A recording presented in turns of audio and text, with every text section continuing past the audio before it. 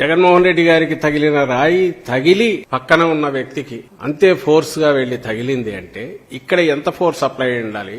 ఈయన కనుగుడ్డు కూడా ప్రమాదమైంది, ఇప్పుడు రెటీనాకు ఇదవుతోంది అనేంత ప్రమాదం శ్రీనివాస్ అయితే దానికి ముందు తగిలిన జగన్మోహన్ రెడ్డి గారికి ఎంత ఫోర్స్ గా తగిలి ఉంటుంది అనేది ఒకసారి గమనిస్తే, ఇది కింద నుంచి ఎవరో విసిరితే దాని ట్రాజెక్టరీ పైకి వచ్చి బస్సు మీద పడిపోతుంది.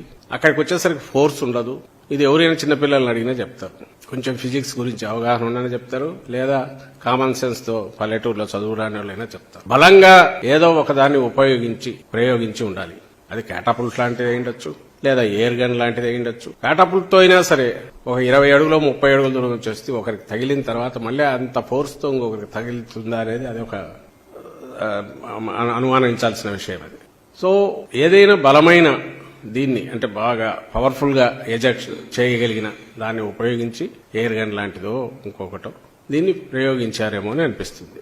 ఎవరో తుంటరి వాడు, ఓ మిస్క్రియంట్, ఓ దుండగుడు అలా చేసి ఉంటే ఇంత పథకం ప్రకారం ఇట్లా చేసే అవకాశం లేదు. ఇది క్యాజువల్ గా ఎక్కడి నుంచో విసిరినది అనుకోవడానికి లేదు అవకాశం. అలాగే నేరుగా వచ్చి తగిలిన స్పాట్ అది చూశాక ఎవరికైనా భయం వేస్తుంది. రాష్ట్రం మొత్తం వైఎస్ఆర్ కాంగ్రెస్ పార్టీ కార్యకర్తలే కాకుండా అభిమానులు, ప్రజాస్వామ్యవాదులు అందరూ బాధపడ్డారు, ఆందోళన చెందారు.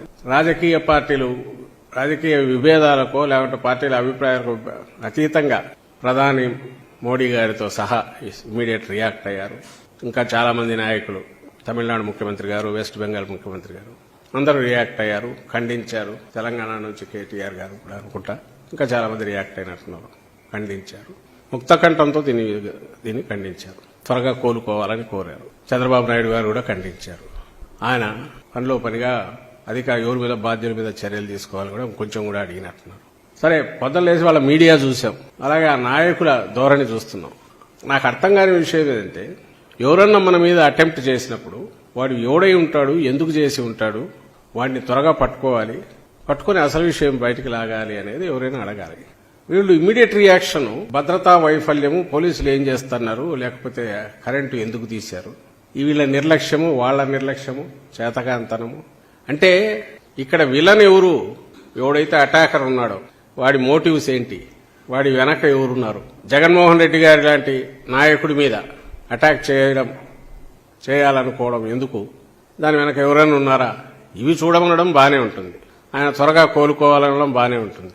అసలు దీనికంతా నిర్లక్ష్యము, పోలీసులు సరిగా లేరో, మీ భద్రతా వైఫల్యము అంటే ముందు దులుపుకోవడం ఎట్లా, పక్కకు తప్పుకొని బాధ్యత అంతా జగన్మోహన్ రెడ్డి గారి మీద ఎట్లా, ఇంకా అంతటితో ఆగకుండా ఇంకా వరుస పెట్టి వాళ్ళు కొడుతున్నవి చూస్తే ఆఖరకు ఇదంతా ఒక నటన అని చెప్పి ఈరోజు మార్నింగ్ కు తేల్చినారు టీడీపీ నాయకులంతా.